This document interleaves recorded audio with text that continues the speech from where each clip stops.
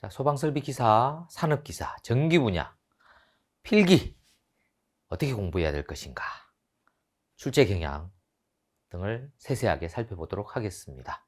이 시간 강의의 공하성 교수입니다. 총 4과목이 출제가 되죠. 소방원론 20문제, 소방전기 일반 20문제, 소방자가 다 붙네요. 네, 법규 20문제, 소방전기시설의 구조 및 원리 20문제, 총 해서 80문제가 출제가 됩니다. 과목당 20문제가 되죠. 다른 과목들보다는 좀 쉬운 편입니다. 사실은 다른 기사 같은 경우는 대부분이 5과목인데 우리 소방 쪽에는 4과목이라서 좀 쉽다 볼 수가 있습니다. 시험 시간은 2시간이고요. 한꺼번에 시험 보죠. 2시간 동안 4과목을 모두 다 나눠주고 한꺼번에 시험을 봅니다. 평균 60점 이상을 맞아야 됩니다. 과목당 40점 이상. 그러니까 8문제 이상 맞추면 되겠죠? 8문제 이상 맞추면 되는데, 전기를 전공한 분들이라면 소방전기 일반이 생각보다 쉽고요. 전기를 전공하지 않으신 분들은 소방전기 일반을 좀 어렵다 이렇게 말하는 경우가 많습니다. 평균 60점이니까 얼마예요? 과목당 12문제 이상 맞추면 되겠죠? 평균 12문제 이상 맞추면 되겠습니다. 이상 맞추면 합격 기준이 된다고 생각하시면 되고요. 일반적으로는 소방원론과 소방관계법규가 좀 암기 과목이고 좀 쉬운 편이기 때문에 이 2과목에서 점수를 많이 확보해 놓는 것이, 획득하는 것이 중요합니다. 난이도를 보면 A급은 좀 어려운 문제가 나옵니다. 좀 생소한 문제들 나올 수 있습니다. 10에서 20% 정도, 많으면 20% 정도 출제가 되고요. B급 문제는 관연도와 유사한 문제들이 나옵니다. 유사한 문제, 수치만 살짝 바뀐다든가, 그 다음에 한 번은 예를 들어서 비상방송설비에 정폭기라는 게 있거든요. 정폭기 전면에 설치하는 것은 무엇인가 하면 전압계, 표시등 이런 게 있는데요. 한 번 전압계가 나왔다고 하면 한 번은 표시등이 나온다든가, 이렇게 유사한 문제가 B급 문제라고 볼 수 있고요. C급 문제는 관연도 문제와 동일한 문제입니다. 동일한 문제가 최소 40% 이상 출제가 됩니다. 그렇기 때문에 결과적으로 보면 이 관연도 문제, 동일하게 출제되는 40% 문제, 그 다음에 관연도와 유사하게 출제되는 이 40%, 그럼 벌써 80%나 되잖아요. 그죠? 생소한 문제는 맞추지 않더라도 이 관연도 문제와 동일하게 출제되는 문제, 유사하게 출제되는 문제만 맞추더라도 충분히 합격을 한다 이렇게 보시면 되겠습니다. 그래서 핵심은 관연도 문제를 집중적으로 공부하는 것이 합격의 지름길이다 이렇게 볼 수가 있습니다. 전기 일반 같은 경우는 이런 문제가 출제가 되죠. 어떤 문제가 출제되냐 하면 보통 기초 전기 회로라고 해서 오음의 법칙이라든가, 오음의 법칙 잘 아시나요? I는 R분의 V, 오음의 법칙이죠. 이런 것들, 키로요프 법칙이라든가, 그 다음에 직류회로에서 전력을 구하는 식, 이런 식이 있습니다. P는 VI, I 제곱 R, R분의 V의 제곱, 이런 식을 적용할 수가 있는데요. 보통 여기서 P는 VI식은 거의 적용하지 않아요. 그죠? 저항이 일정할 때, 저항값이 일정할 때, 대부분이 일반적으로 저항값이 일정할 때 이 문제가 주어지기 때문에 전력을 구하라고 하면 P는 전력이죠. I 제곱 R식이라든가 아니면 R분의 V 제곱식을 적용하게 됩니다. 그 다음에 단상 교류, 직류가 있고 또 교류 문제도 나오죠. 교류는 단상이 있고 삼상이 있습니다. 두 가지로 분류를 할 수가 있는데요.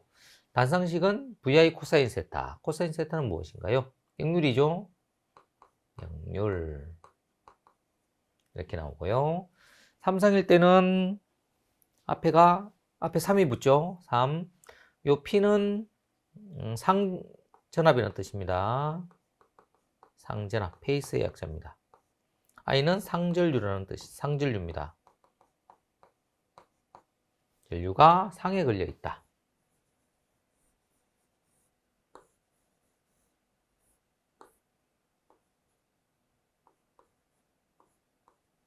이렇게 되면 상전류가 되는 것이고요. 선의 전류가 흐른다 하면 선전류라고 합니다. 이게 상전류. 여기가 선전류입니다. 라인의 약자죠. 그래서 선전류일 때는 여기 선전압이죠. 전압은 선전압이라고 하지 않고 선간전압이란 말을 우리가 예전부터 써왔습니다. I라인은 선전류가 되는 거고요. 그래서 삼성교류 같은 경우에 3 VP IP 코사인 세타 아니면 루트 3 V라인 I라인 코사인 세타 이렇게 식을 주어지죠. 그 다음에 3IP의 제곱 R 식을 가지고도 우리가 문제를 풀 수가 있습니다. 전압도 마찬가지예요. 전압도 여기에 걸리는 전압이라면 상전압이 됩니다. 상전압이 되고 그 다음에 여기에 걸리는 전압이라면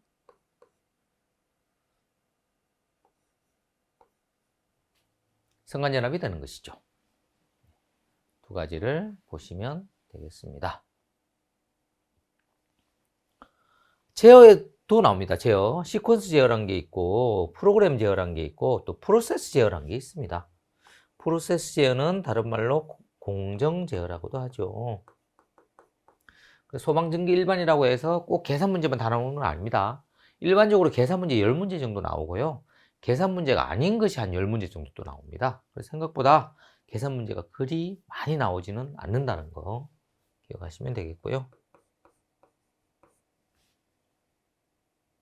프로세스 종류들 좀 이런 게 나와요. 프로세스에는 온도, 압력, 유량, 액면 가지고 첫 글자만 따서 보면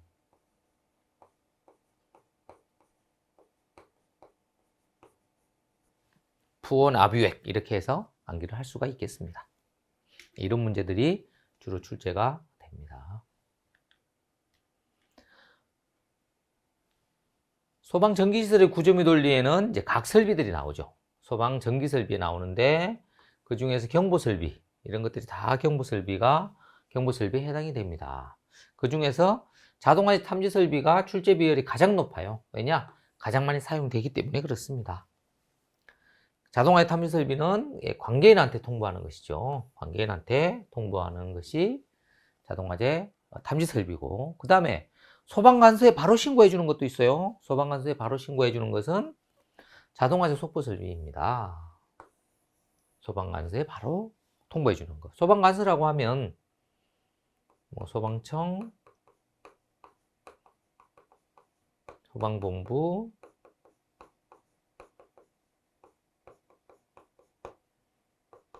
소방서 이런 것들 119 안전센터까지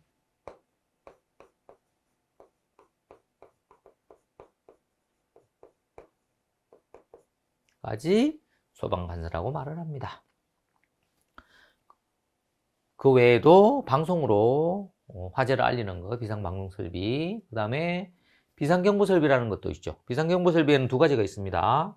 자동 사이렌 설비와 비상벨 설비 두 가지가 있고요. 그 외에 가스 누설 경보기라든가 시각 경보기 이런 것들이 문제가 출제가 됩니다.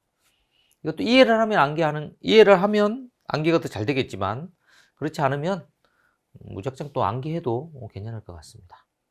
이 부분은 또 실기시험과도 아주 밀접하게 연관이 되어 있기 때문에 가능하면 필기 공부할 때 조금 꼼꼼하게 공부해두면 도움이 되겠습니다. 피난 설비도 나오죠. 피난 설비는 피난에 도움을 주는 설비죠. 쉽게 말하면 유도등, 뭐 비상조명등 뭐 이런 것들이 있습니다. 이런 게 유도등인가요? 예, 이런 거 유도등이죠, 그죠? 유도등에 해당입니다. 유도등 중에서도 이것은 피난구 유도등이 되겠습니다. 유도등이 있고요. 비상조명등도 있고, 그 다음에 휴대용 비상조명등도 있습니다. 이런 게 휴대용 비상조명등입니다. 이런 거. 휴대용 비상조명등은 스위치가 별도로 없습니다. 바로 열면 바로 불이 들어옵니다. 되어 있고요. 대피 시에 들고 활용하면 되겠습니다. 휴대용 비상조명등보다는 폰에 불 들어오는 게 뭐죠? 손전등? 예, 손전등도 이게 더 밝은 것 같아요. 비상조명등 같은 경우는 평상시에는 소등되어 있다가 화재가 난다든가 이때에 점등이 되는 그런 역할을 합니다. 그래서 주위에 조명 역할을 해줍니다. 왜냐하면 화재가 발생하면 어둡기 때문에 캄캄해질 확률이 높죠. 그때 이 비상조명등이 켜지면서 주위를 밝혀주는 그런 역할을 합니다. 유도등은 그에 비례해서 정전시에는 점등되어 있다가 이선식인 경우에 정전시에 점등되어 있다가 평상시에도 또 점등이 돼요. 평상시에도 점등되고 화재시에도 점등되는 그것이 유도등이 되겠습니다. 삼선식은 좀 달라요. 삼선식 같은 경우는 삼선식 유도등 같은 경우는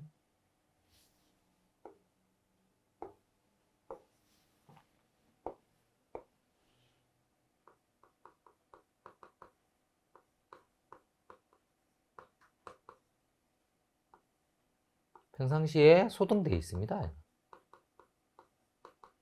평상시에는 절전을 위해서 소등되어 있다가 화재 시에 정전 시에 점등되는 것은 삼선식입니다. 근데 원칙적으로는 이선식이 원칙입니다. 평상시에도 유도등이 어디 있는지 잘 알려줘야 되기 때문에 평상시에도 점등되어 있는 게 좋습니다.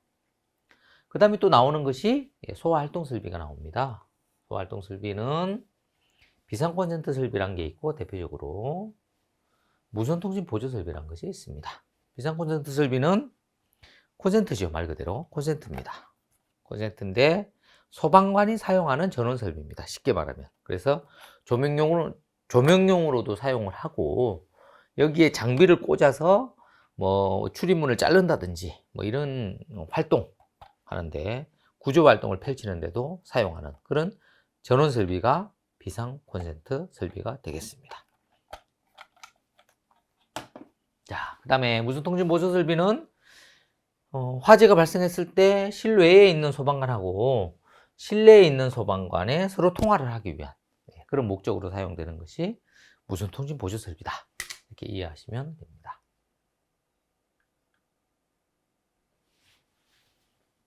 예, 이런 방법으로 총 4과목이 출제가 된다고 아까 말씀드렸죠. 그죠? 원론과 법규는 암기 과목이라서 점수를 많이 취득할 수 있는 과목이고, 소방 전기 일반은 계산 문제이지만 10문제 정도가 계산 문제고 10문제는 또 계산 문제가 아닙니다. 그렇기 때문에 계산 문제를 혹시 어려워하는 사람들이라고 할지라도 소방 전기 일반 10문제 이상은 충분히 획득할 수가 있습니다. 그리고 마지막으로 소방 전기 시설의 구조 및 원리는 실기와도 연관성이 상당히 높기 때문에 필기 공부할 때 좀 꼼꼼하게 공부해 주시면 실기 공부할 때 훨씬 더 수월하게 공부를 할 수가 있겠습니다. 그럼 실제 동영상 강의 시간에 뵙도록 하겠습니다. 공학선 교수였습니다.